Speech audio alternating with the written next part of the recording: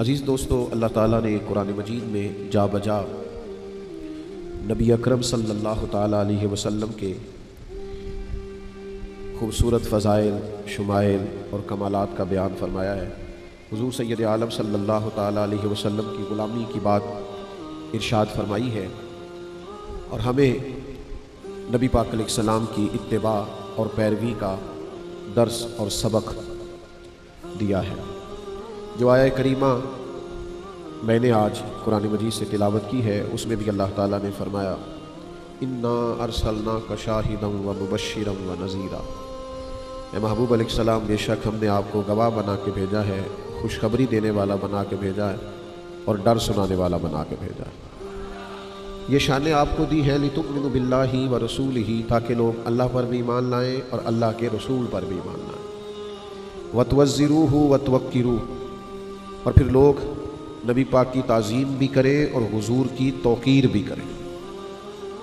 وتسبحوہ بکرۃ واصیلا، پھر صبح و شام اللہ کی پاکی بیان کریں۔ تو اللہ تعالیٰ نے حضور کو عظمتوں، شانوں، بلندیوں اور رفعتوں کے ساتھ بھیجا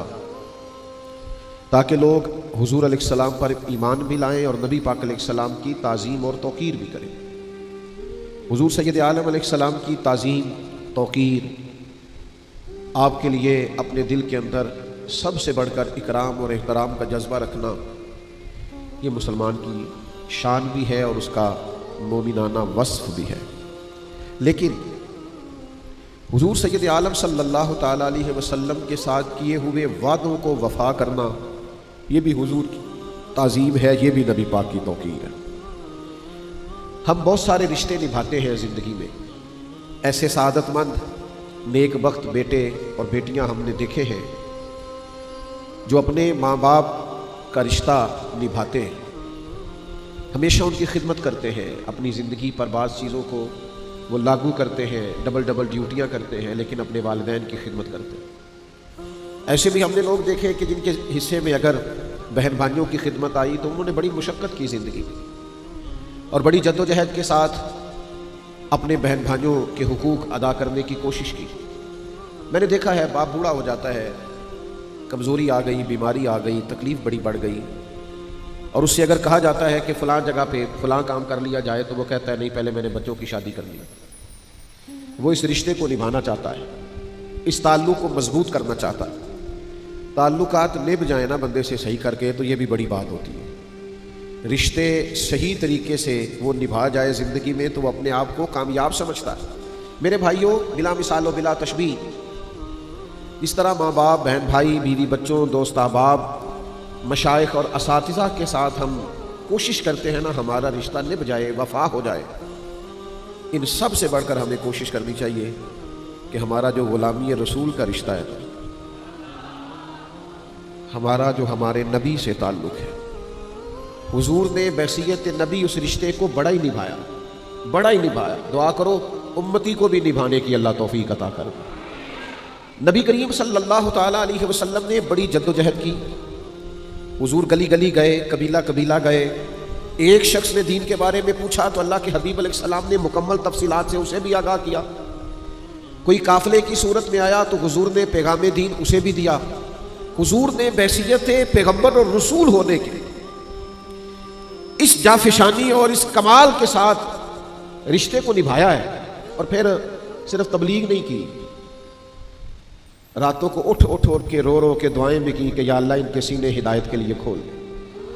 اور پھر جس طرح انسان کسی سے والہانہ پیار کرتا ہے نا،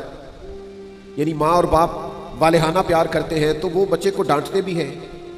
کئی دفعہ وہ تلخ بھی ہوتے ہیں، لیکن بعد میں خود بھی رو دیتے ہیں کہ یار میرا دل نہیں کرتا تجھے تکلیف دوں، خود رونا آ جاتا ہے۔ بلا مثال و بلا تشبیہ نبی پاک علیہ السلام دن میں تبلیغ کرتے اور رات کو اللہ کے حضور روتے کہ اللہ مہربانی فرما، اور کبھی امت دعوت کی طرف سے حضور کو تکلیف پہنچتی، پتھر مارے جاتے، اذیت دی جاتی، اس وقت بھی رسول کریم کے لمحہ مبارکہ پر دعا یہ ہوتی کہ اللہ انہیں پتہ نہیں ہے یہ کیا کر رہے ہیں تو انہیں ہدایت عطا فرما۔ جب اللہ کے حبیب علیہ السلام حجت الوداع کے موقع پر تشریف لے گئے تو 1,44,000 کے مجمع کے سامنے کھڑے ہو کے کریم نے فرمایا کیا تم گواہی دیتے ہو کہ میں نے تم تک اللہ کا دین پہنچا دیا ہے؟ تم گواہی دیتے ہو؟ سب لوگوں نے کہا یا رسول اللہ ہم گواہی دیتے ہیں، آپ نے پورا دین پیغام قرآن ہمیں سنا دیا، تو یاد رکھیے گا نبی پاک علیہ السلام نے نبی ہونے کا حق پورا پورا ادا کیا۔